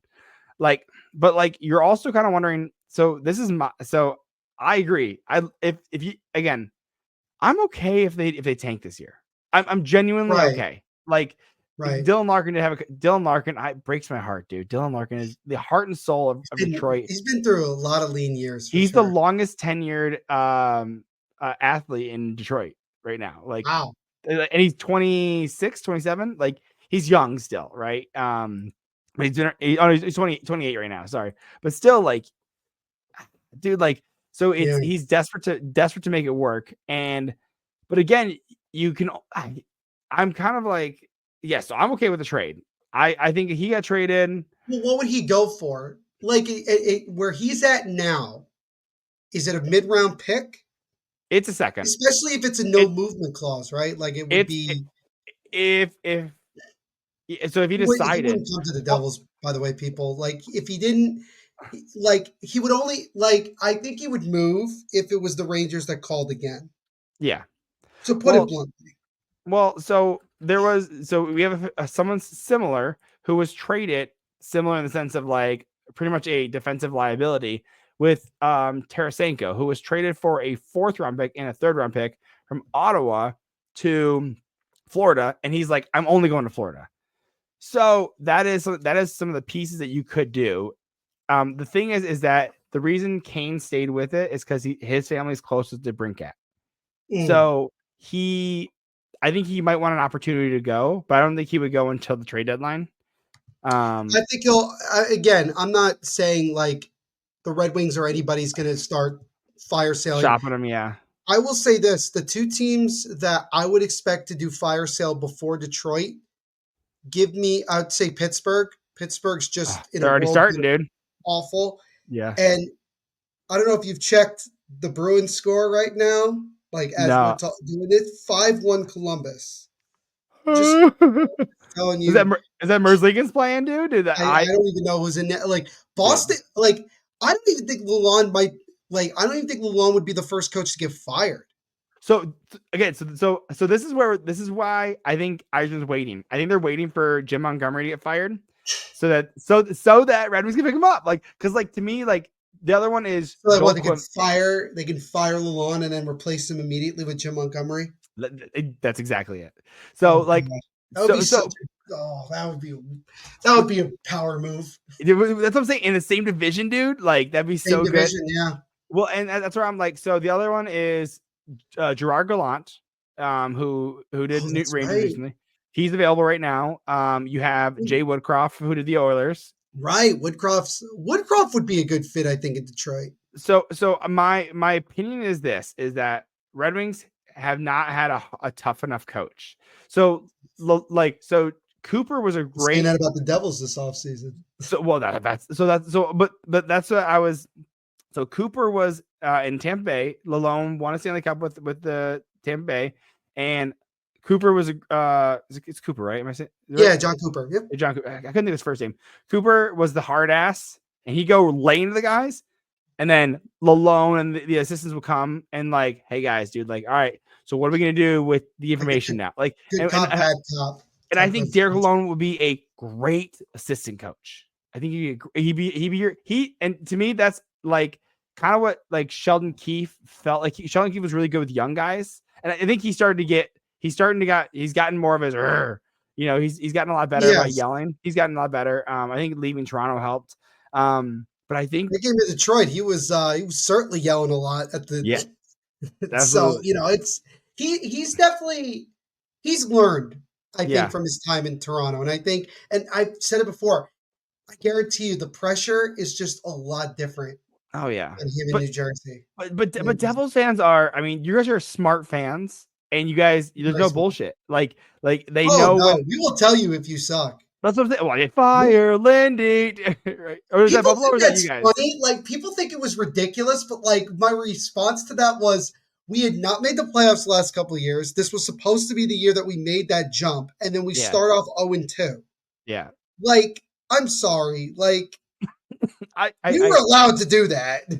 by the way, I have no problem with a fan like a fandom doing whatever they needed, however they feel, however you want to act in a game, like but like because you pay for that seat, and if you and like you're not they're not dumb. Devils fans aren't dumb. You did not pay $40 to see the Red Wings shut us out on our home opener. Okay, Yeah, nobody yeah, paid to see that, no, except exactly. maybe Brad. Brad would have paid to see that. I would absolutely pay that, absolutely. So Which, by the way, I was so happy. No offense to Brad and the Red Wings. I was so happy that this year we did not open the season at home against the Red Wings because it would have been the third straight year that our home opener would have been the Red Wings. And oh I was really? saying to myself, what is wrong? Why? Why is it like I have nothing against the Red Wings? but can we just make it a different team? Yeah, dude. So it was They like Toronto. I'm like, okay, great. At least it's like as a Giants fan, it's like, all right, we don't open the season against the Cowboys. yeah, Thank you. yeah, right. Finally. Dude. No, I know, dude. And I wanted to come back to that the San Jose Sharks. So last time I went to a San Jose Sharks game, again, Red Wings only play them as the Devils only play them twice a year. So I went last year and I saw them and I was like, Red Wings went up in the second period 5-0. And Solid. I'm wearing my Eric Carlson jersey and everything. And I'm like, I look at my wife, I'm like, I don't got a good feeling. She's like, dude, don't say that. Like, you're up 5, they're up 5-0. Like, it's not a big deal. I watched the San Jose Sharks crawl back and win 6-5. I And I was remember like, that game. you gotta be fucking serious, dude. I I know. was Some people said furious. that was the game that won because the way the lottery is. Some people said that was the game that the Sharks won the Macklin Celebrini sweepstakes because they gave Really? them enough like credit of like, Yeah. okay, they weren't like deliberately tanking; they were Yeah. trying. Yeah. Yeah. It was Yeah, just yeah. terrible. Dude. But the It Sharks are a was lot. The Sharks have a lot more talent now than well, they yeah, did even last year. they brought Toffoli in, they brought Wenberg. I mean, Mikhail Granlund is Wallman, killing it. they brought in Jake Wallman as well. Wallman, Yeah. Cody Cece. Um, They brought in Cody Cece as a cap dump. Yeah, everybody they needs to got a listen. third. Cody Cece's a cap dump. They got their third round pick out of it, dude. I mean, good for them, dude. So, Telling you, um, and with the salary cap going up potentially $10 million next season, teams like the Sharks are going to take so much advantage of taking on bad contracts oh, absolutely, everywhere, absolutely, yeah. No, which because might make them low key good as well. well, and dude, that's one thing I fault Eisman is that he didn't do enough of those deals, enough of those like get People are second round afraid picks. that people are afraid. There's that. I don't know if you remember the running joke is if Steve Eiserman is calling you, don't answer the Don't phone. answer the phone. Yeah, Don't yeah, answer no, the phone. And I think GMs are like they're just afraid. smartening up not to pick up the phone and Yeah, just leaving it on hold. well, I mean, look what happened. Alex DeBrincat. They sent out a roster player who's back in Europe now. They Yeah, got an AHLer, a first round pick, and like a fourth round pick. Like I was like, and steal. it was like it was Boston 20 like Boston. So it was like 26 overall. So like for Alex DeBrincat, and I'm like former 40 goal scorer, dude. So I That's why mean, nobody's talking to. That's why dude, the Red Wings are not being talked about in rumors because do, nobody wants to talk to Eiserman. do you know? So Eisner really screwed the Red Wings when he was with Tampa. They traded Tampa traded Kyle I do know. Quincy I do know that. and Yeah, that and first round pick that pick became. I think Vasilevsky did it not? Vasilevsky, dude. That was Yeah, dude. Vasilevsky. Yeah, Dude. I think I watched the video on YouTube of like their The breakdown. yeah the breakdown, and I was just like I was watching, just like what Kyle Dude. Quincy, which by the way also former Devil. Yeah. There's a Well, lot of there's a lot of former Devils that played for the Red Wings as well. Like so there's a lot of that yeah. connection. Side note, my neighbor moved down to Florida, so they had a bunch of Red Wing stuff. So like I got like a 2002 2002 Stanley Cup poster. I got one that has it's like a baby picture of like Fedorov, Eisman, and Shanahan throwing pucks with the Stanley Cup. It's cute. Nice. They gave me this Eisman jersey and they gave That's me great. a Shanahan jersey. These jerseys are 25 plus years old, dude. Oh Like wow. they're they're the They old like cost and back then they cost like what, $20? dude. I mean something crazy. Yeah, it'd be like it's just like so they gave me all this stuff and I'm like Love I it. think I got like Gordie Howe puck too. Like I Yeah. mean I got a ton of stuff over here. It's just like I mean it's a bunch of memorabilia over here, dude. Here's So a fun fact for you, Brad. What team technically owns the contract of Pavel Datsuk at this point? well not anymore, but it was the Obviously, Arizona guy. It was it would be Utah Hockey Club. it was not. Really? It's not. They moved it again. When? They moved it in the last year that like Datsuk would have been like eligible to like play. LTIR or whatever. Yeah, Or LTIR. yeah. Do you know what team it was? No. It was the Devils. No The way. Devil. So technically, yeah. And so He we all retired the jokingly devil. say technically Pavel Datsuk was a Devil for all of like That Hall of 30 Fame. seconds. The recent Hall of Famer was a devil. Look at that, dude. Yeah, and What, it's funny. I was like, wouldn't it have been funny if like Datsuk just came back for like one last go around? dude? Dude, he still could. he still could. So He's still. I don't even know what he's doing nowadays. he's retired now. So he went back because he wanted to go. His wife moved back with his daughter to to Russia. So that's why Russia. he retired early and then played in KHL. So Right. Played. Yeah. so Gotta we're love the KHL. dude. I mean, did you see Evgeny Kuznetsov today? I just saw He him today. Yeah, the highlight. Yep. the Michigan in front, dude. Like, dude, so stupid. Yeah, Dude. he's very and like good for him because obviously things were tough for him towards the end there with Yeah, Washington and then Carolina. And Carolina. I'm sure I think he recognizes that maybe his time in the NHL is up and he wants to just go back home and play in front of a lot of family and friends, which I get. Great, I totally awesome. understand it. Going Yeah, to be a lot. And by the way, speaking of the KHL, Arseny Gritsia, one of the Devils' top prospects, is killing it this yeah. year in the KHL for St. Petersburg. He is phenomenally talented. And the goal is for him after the season is over, because we all know, because the KHL season ends before the NHL season ends up. The goal is he's going to come to America right away and not even play in the AHL.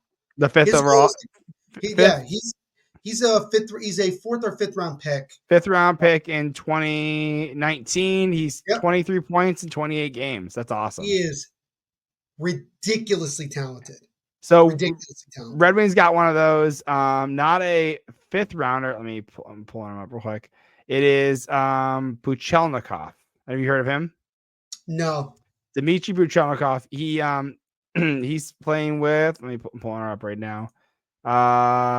Moscow. Moscow. Okay. Yeah, 26 points, CSSK 27 games. Moscow. Yep. It's 26 points, 27 games. He's a 2022 Wow. second round pick. So Yeah. Red Wings are very because Red Wings. The thing is we have a ton of forward or a ton of Red defensemen. Wings love their Russian players. That's for sure. Well, they haven't gotten a ton of Russian players recently, and that's kind of the frustrating part. Is that I'm like, dude, get some Russian players because they're just so It worked the unknown. last time.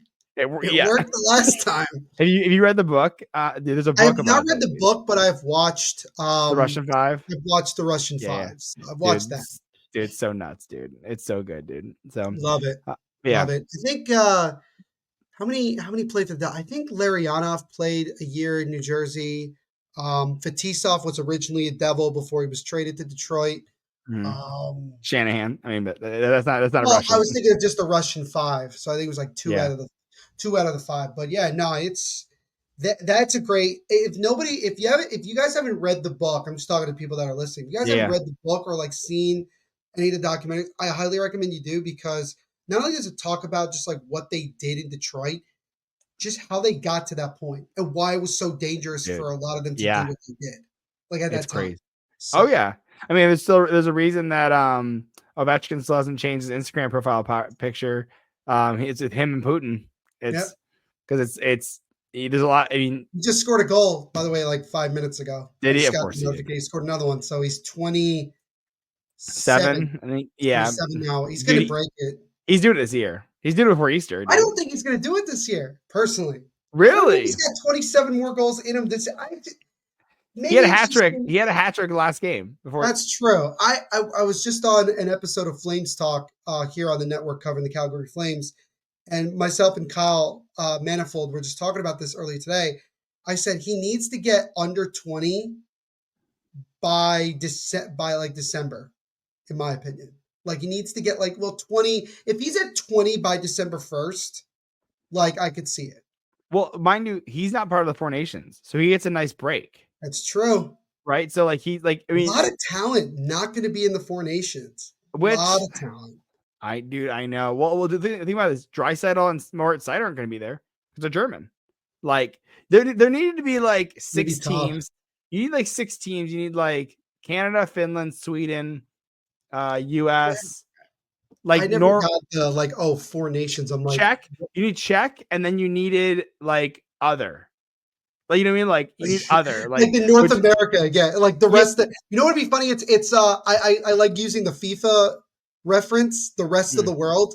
yeah, Rest of yeah, world.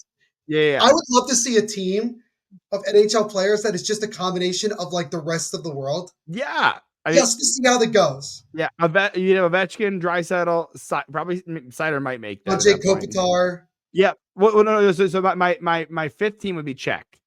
Czech. So Okay.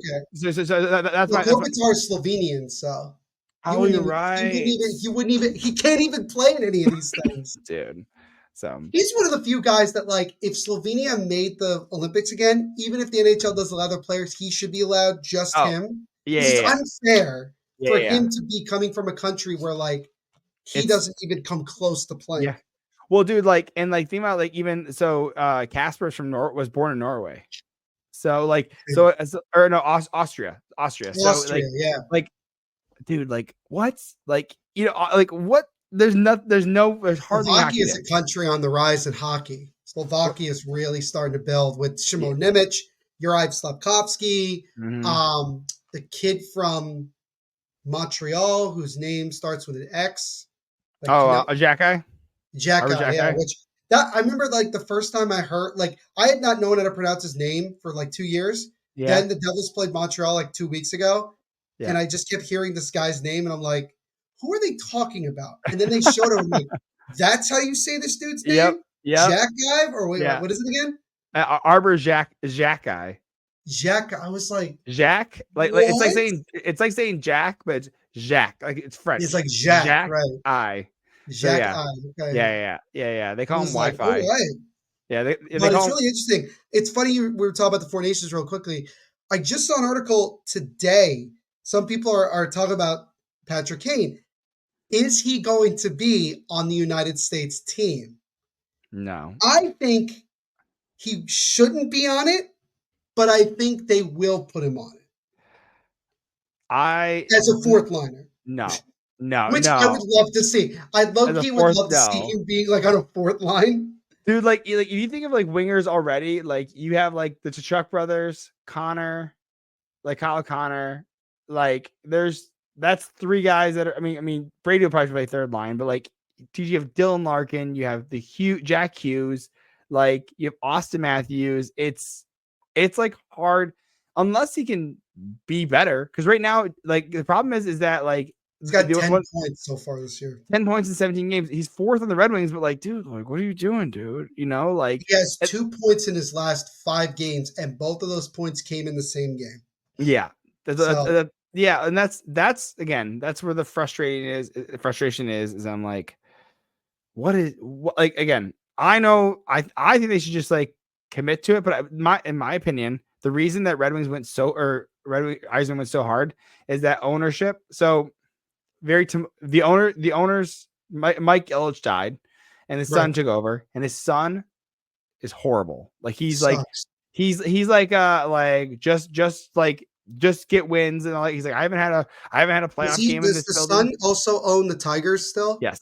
Yep. So which like but that's not him. That wasn't him. That was like young dumb luck, which is we're very happy. We're very happy about it. But like I, but like to say it was his dealings, like it was someone making the draft picks, right? And like yeah, making like because the Tigers sold and then they made the second round or whatever. Is it made considered that. second Yeah, round? they Okay, made yeah. the divisional round. Yeah, Divisional round. So again, divisional round. Yeah, I follow. I'm like so balls deep into hockey. Like I'm just like I'm fair. starting to get into football. I'm just starting to learn. Like I'm learning. Like I had to explain what a cornerback was to my wife recently, and I was like, I hardly know what a cornerback is. Like like Can't wait for so. you to learn offsides. It makes a lot more sense in football than it does in hockey. I'll tell you that. I haven't even seen really an offsides call. I see like false starts, but like that's not an offsides though. Offsides doesn't happen as much as false starts do, for sure. Okay, So, yeah, no, like it's but hey, I mean, it's a good time to get into football in Detroit.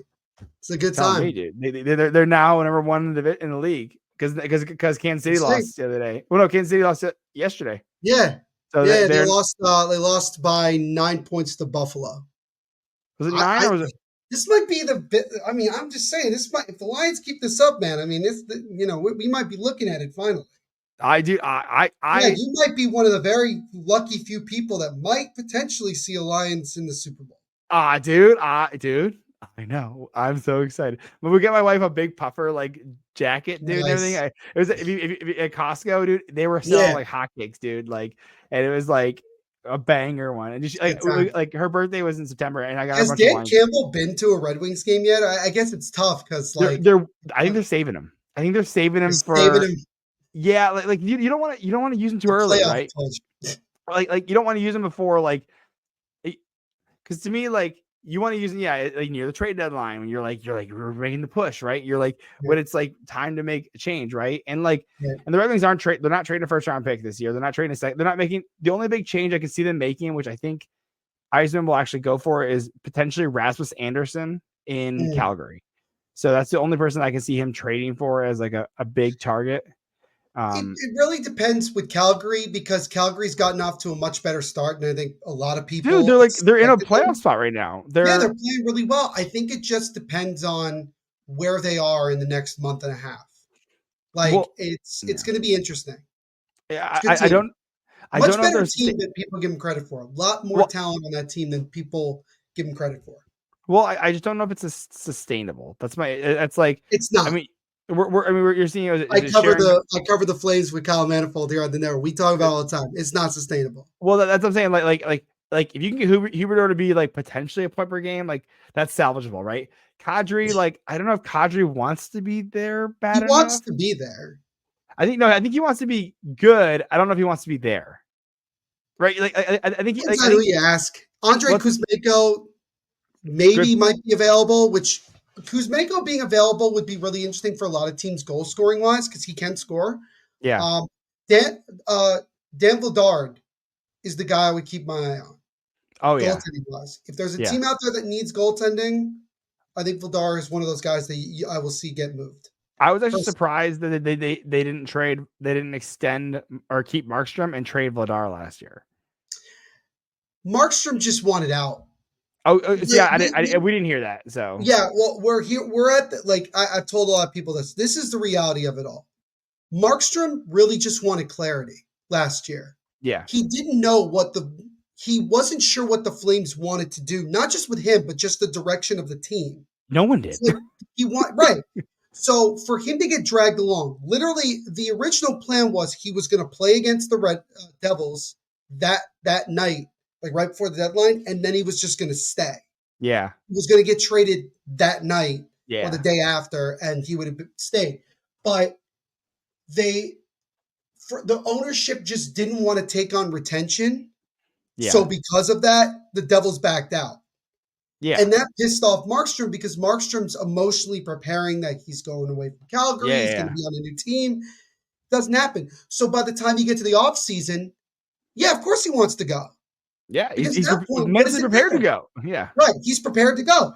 And guess what? I guarantee you the Flames got less in the trade that they actually made with the Devils than they probably would have gotten yeah. if they had just made it in at the trade deadline. So it that's the tough thing. It was salary retention that Well, really stopped it. which is one thing that who else is issue with salary retention? Ducks. The Ducks have a huge issue with like Pat Verbeek does not want to do salary retention, which I think is crazy. Like, by the way, I'm looking at Flames right now. They have projected $19 million in cap space, and they have 2 first rounders this year and 2 first rounders next year. Girl, just rebuild. Like, Yeah. or like retool, right? Like, because to me, I think it's more like, of a retool in Calgary well, yeah, because because they I mean, already have some pieces, young pieces playing. It's yeah, just there's more of like you have to figure out like who are going to be your core guys moving forward. well, like you have some young, like you have a couple, like you have some pieces, like you have like Coronado's good, Zari's good, right? Like Sharon Samuel Govich. Hanzik, Oh yeah, Basha, he who's currently playing in the WHL. You have Adam Klapka, who's had honestly a pretty good. And then you have Dustin Wolf, who's coming off his first career shutout yeah. and playing really well. Playing really well. Yeah, see, that's why I'm like, there's good pieces here, but like to me, you have like too many old guys. Like to me, like because you have like You do. Huberdeau's, You like you have do. Huberdeau's 31, Kadri's 34, like, and he signed till Yeah. 2029. Like you're gonna have him till he's 39 years old, and I'm like, I mean, like, cool, I guess, like, but like Kadri's you the would best when it comes to getting like an unnecessary amount of money. I mean, by the way, get your bag, dude. Good for you, man. But like, I'm just like, I don't know what's the. Again, you signed Lomberg for 2 years, and I'm like, cool. Like, okay, like fourth liner, great. Like, Yeah. like Anderson, like are you gonna extend him? He's 28 right now. Like, so he'll be Tough 29 question. probably. Like Uyghur's 30. Like Right. he's there till 30, 31. So he's gonna be there till he's 36. Tyson Berry's 33. I mean, it's a 1 year contract, so that's not a big Right. deal. But again, I thought they did a great job last year. Like I thought they did a phenomenal job last year with all the trades. But again, I don't know. But we're running real late. I Yeah. appreciate your time and It's an everything. hour and a half. Dude, I could do that. This is why I need to do I want to just do a live stream and I can just do this and just have like people cycle in on an 8-hour shift Well, or we something do like that, live dude. watch alongs here on the network. So, if we're able to get it going, we could definitely do a game together at some point and we could I'm just do down. exactly this. I would say that I would say the day after Thanksgiving, but I have Thanksgiving that day, so Yeah. we'll find another time we We'll can do figure it. it out. So We'll yeah, figure we'll it out figure it for out. sure. So Neil, tell everyone where they can find you. Yeah, so you guys can check out the Devil State of Mind podcast, all social media platforms, Instagram at Devil State of Mind, Twitter at Devil State. Also, I'm on Facebook as well. And go like and subscribe on YouTube as well. So I post video formats over there. And you can follow my personal Twitter at the NVP Show, THENVPSHOW. And also my personal Instagram at NVPQB11. I also write for Pucks and Pitchforks over on Fansided covering the Devils. Yeah, a lot of good stuff coming out. I'm going to be making some changes. And also, PWHL training camp is underway. So if you are a fan of the PWHL, and if you are a New York, New Jersey native, I will be covering the New York Sirens for this upcoming year, who, by the way, will be playing a game this year against the Minnesota team. I think it's called the Force in Detroit, Yep. Little Caesars Arena later Yep. this season. We're So February. maybe, Brad, Yep. maybe we do a live watch along for that. We Yeah, shall see. if I'm not going, I will You're not absolutely going, right? Yeah, Obviously. yeah. That's like because I didn't go last year, and I watched the videos and they were singing Taylor Swift and everything, and like my Yeah. wife was like, "This looks cool," and I'm like, For the "Yeah, New York Sirens, their permanent home this year is going to be the Prudential Center, home of the New that Jersey Devils. So that's I amazing." will be trying to go to as many games as possible this upcoming season. I'm looking forward to it a lot.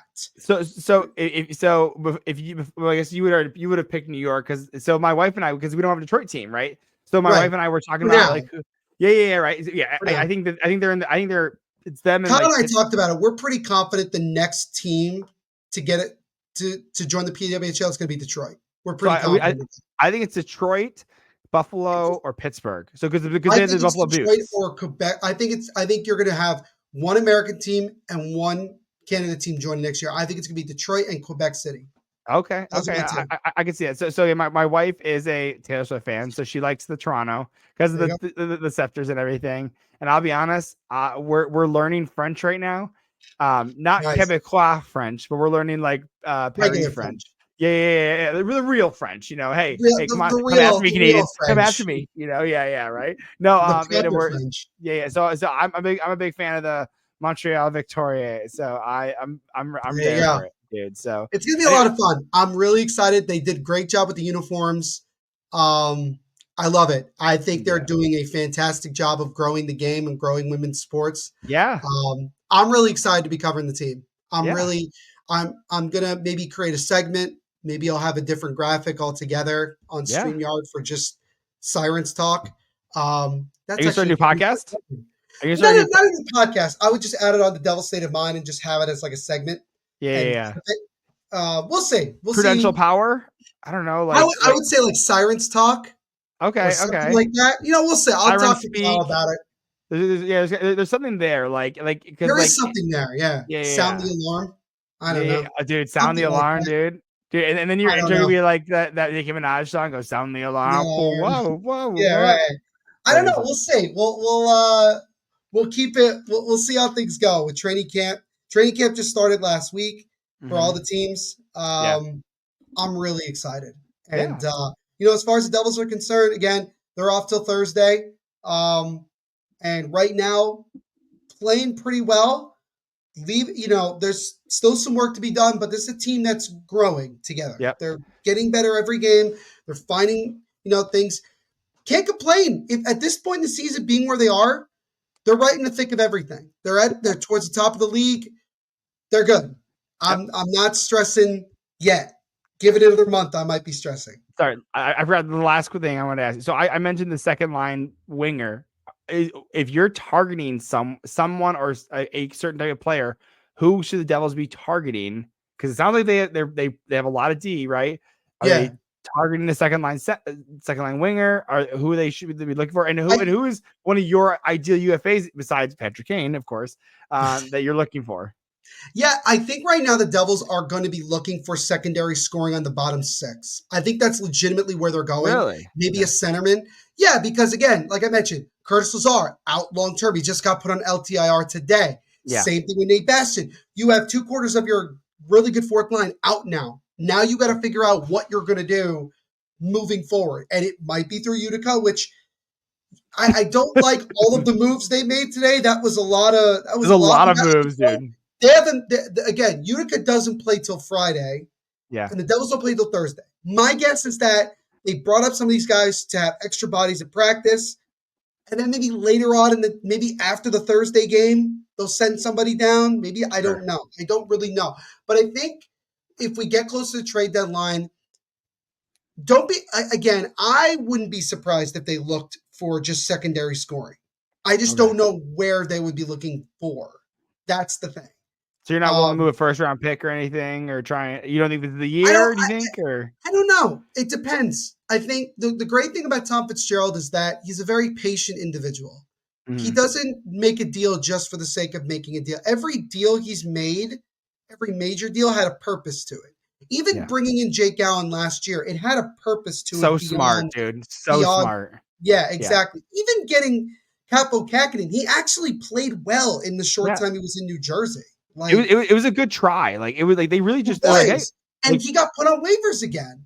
Capo Kakinen gets put on waivers twice a year, and I don't get why. Like I don't get why. Yeah, he signed with the Jets. He got claimed. He got waived and claimed by the Avalanche, and then he got waived again. And Jets picked him back up and just sent him immediately down. So right. So it's weird with that, but like you look at a lot of the moves Tom Fitzgerald's made, they all have a purpose. They all like Stefan Nason, Paul Cotter, Brendan Dillon, Brett Pesci. He's a good. Lundstrom. They all had a purpose. They all make sense. So like whatever the Devils do, even if it feels head scratching, look at it more like there's more of a purpose to it. There's a different reason why. The Devils may not make a move. Who knows? Again, trade deadline many months away from now.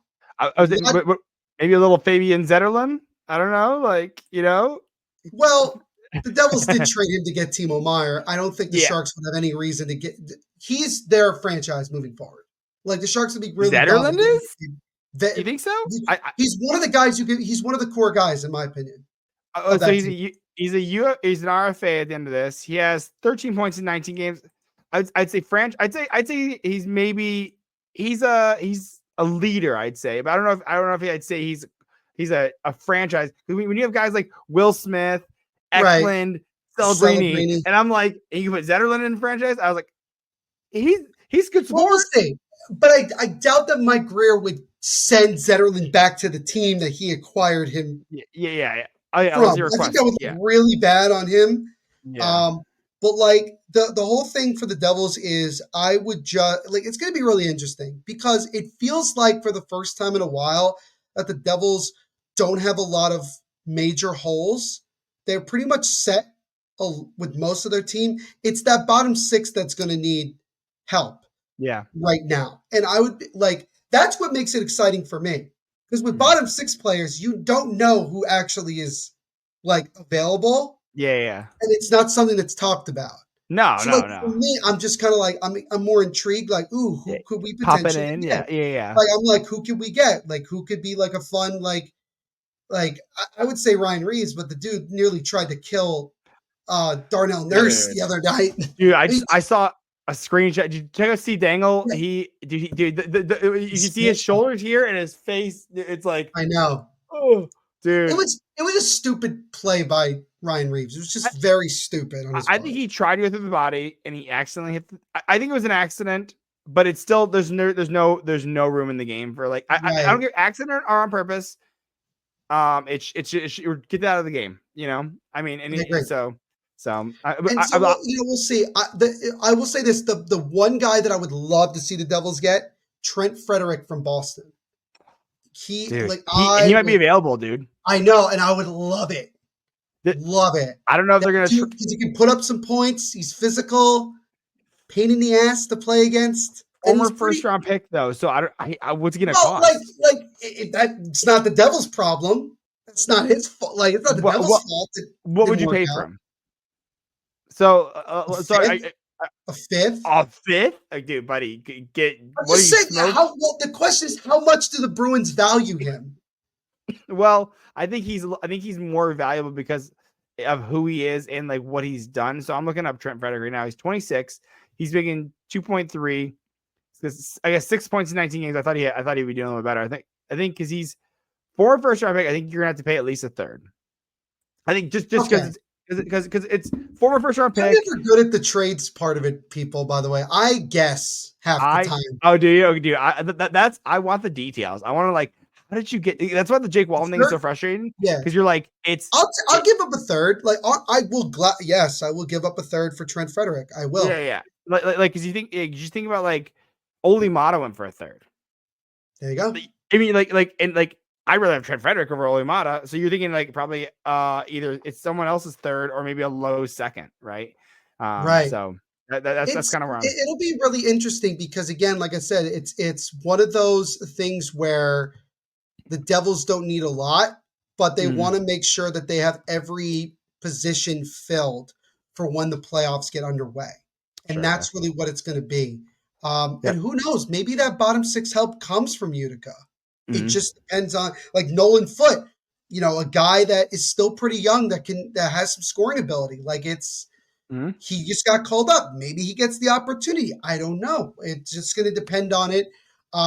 It's just really funny with Curtis McDermott because the Devils have lost just once when McDermott's in the lineup. I'm just saying. I think they're like 7-1-1 when Curtis McDermott's playing. You said that. Yeah, the one that I listened to of yours, I was like, that's a wild stat. Yeah, shout out to Devils insiders who constantly updates that after every game because that's one of those stats that people love to just for fun go off of. Dude. It was like I don't know if you saw, but like the Martin Necas comparison when like Necas when he had dark hair had like 1 point. the blonde, yeah. He became blonde. All of a sudden, he's got like 20 points. Dude, I was like, hey, maybe they should all should all dye their hair blonde. Yeah, right. Like the old college hockey team, like everybody just goes blonde for the playoffs. Dude. Oh, that's why I have a mustache. I'm like, well, why not, dude? Just run it. Just like hey, why not? Like, all right, so, we'll see. It'll be really interesting to see where the Devils go. And not too long from now, our two teams will be facing off for round 2. And I think the Devils will want to do a lot better. They'll want blood, dude. I think it'll be early on in the game, but maybe not. Get it out of the way. Get it out of the way, dude. Look, Jack Hughes already proved he likes to tackle people. Because I don't know if you saw in that first game against Florida, he just decided, screw it. And he tackled the dude. Dude. Which is hilarious to watch Jack or Luke try to act tough. Luke at least is the body. I don't know if you saw he threw his stick. Yeah, it was so funny, dude. It literally. Yeah, I saw that's a replay I just watched recently. So by the way, Sportsnet. I watched some of the replays before this, and Sportsnet actually puts the fights in their highlights. The NHL does not. The NHL doesn't. TSN doesn't either. Really, I watched the Sportsnet one. And I was like, I'm watching Sportsnet. Sportsnet's the cool station in Canada, in my opinion. Sportsnet's cool. Like they're not proper. They're just very cool. Yeah, I like it. They're the cool uncle. They're like, hey, I know you're not supposed to see the fight. They're the cool uncle, right? Here you go. Here you go. Check this fight. And look, Elliot Friedman does Sportsnet, which I love. Yeah. I wish Jeff Merrick was still there. He's getting something coming out, dude. He's coming back, but I don't know what he keeps I don't know. It's a weird teaser, dude. Yeah. I don't think it's a fully on hockey podcast. Yeah, I don't know. I don't know what I'm looking at. The whole situation was weird. Like the whole Merrick situation was weird. You're like, you're gonna kill one of the most popular hockey podcasts out there by Friedman is our Wojo though. So like you're like Friedman is the guy. So I mean, there's other guys. But Jeff Merrick makes it good though. Like he's good.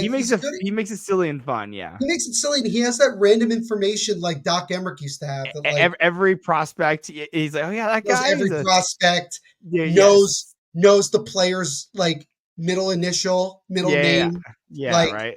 it's crazy, but yeah. It's so No, shout funny. out to Jeff Merrick.